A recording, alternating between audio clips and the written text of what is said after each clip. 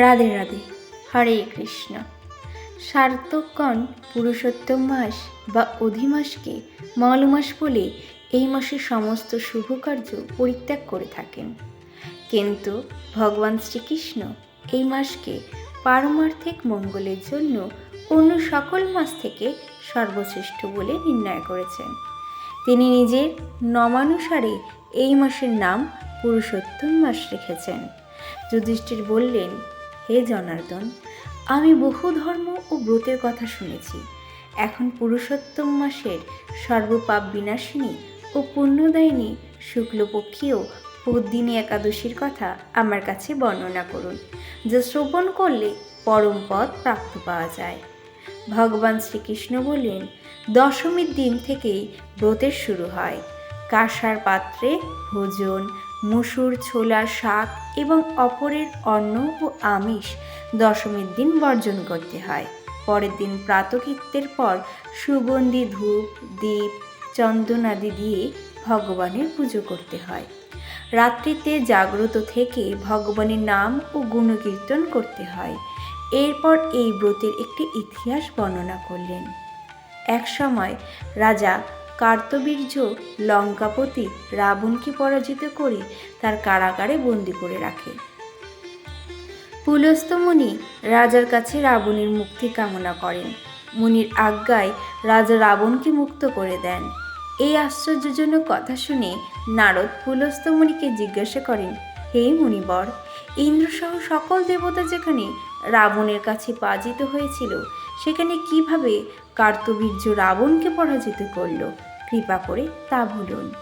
পুলস্ত্য মুনি তখন রাবণের কাছে কীর্তবাজের জন্মরহস্য বর্ণনা করেন। ক্রেতা যুগে হৈহয় বংশে কীর্তবীর্য নামে এক রাজা ছিলেন। মহিষ্পতিপুরে তার রাজধানী ছিল। রাজার 1000 পত্নী ছিল, কিন্তু রাজ্যভার গ্রহণের মতো কোনো পুত্র রাজার ভাগ্যে হয়নি। দেবতাদের আরাধনাতেও সুফল মেলেনি তার। অবশেষে সাধুদের অজ্ঞাতানুসারে বিভিন্ন ব্রত পালন করলেন, তথাপি রাজা ছিলেন অপুত্রক। মন্ত্রীর উপর রাজ্যভার অর্পণ করে তপস্যায় যাবেন বলে স্থির করলেন রাজা কীর্তবীর্য। বরানী মহারাজ হরিশ্চন্দ্রের কন্যা পদ্মিনী ছিলেন অত্যন্ত প্রতিব্রতা। স্বামীর সঙ্গে তিনিও তপস্যার জন্য মন্দার পর্বতে গমন করলেন। সেখানে তারা 10,000 বৎসর কঠোর তপস্যা করলেন, কিন্তু তবুও কীর্তবীর্য পুত্রসুখে বঞ্চিতই রইলেন। রানী পদ্মিনী মহাসাধ্বী অনুসূয়াকে জিজ্ঞাসা করলেন, হে সাধ্বী, পুত্রলাভের জন্য আমার স্বামী 10,000 বছর তপস্যা করেও বিফল হয়েছে। এখন যে ব্রত পালনে ভগবান প্রসন্ন হন, অতি শ্রেষ্ঠ পুত্র লাভ হয়, এমন কোনো উপায় বিধান করুন। পদ্মিনীর প্রার্থনায় অনুসূয়া প্রসন্ন হয়ে বললেন, 32 মাস অন্তরে এক অধিবাস বা পুরুষোত্তম মাস আসে। এই মাসে পদ্মিনী ও পরমা 2 একাদশী এই ব্রত পালন করলে পুত্রদাতা ভগবান শীঘ্রই প্রসন্ন হবেন। অনুসূয়ার নির্দেশে পদ্মিনী পরম শ্রদ্ধায় এই একাদশী ব্রত পালন করে।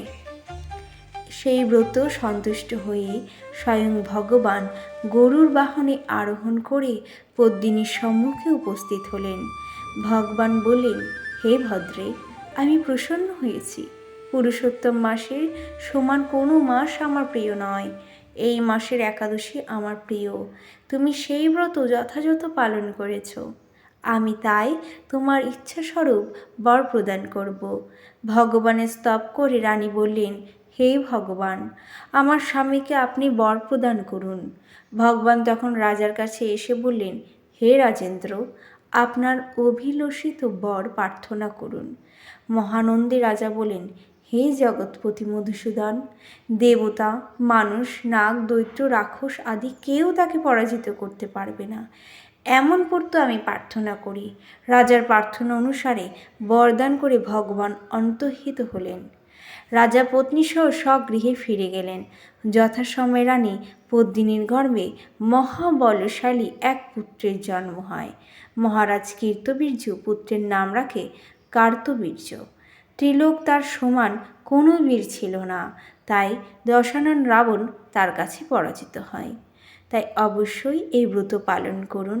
এই ব্রত পালন করলে আপনি আপনার মনস্কামনা পূর্ণ করতে পারবেন। রাধে রাধে। রাধাবল্লভ শ্রী হরিবংশ।